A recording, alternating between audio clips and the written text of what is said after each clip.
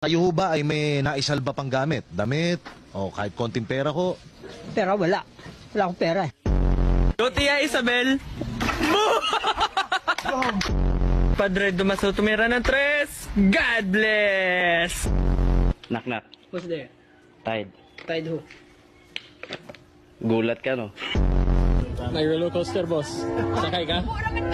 Suntukan na lang, wag lang yung... walang hanggan.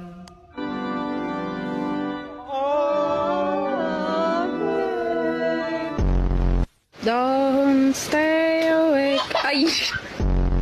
Ano ang bagong batas ng Pilipinas? Huwag galawin ang adik. Magalit ang gobyerno.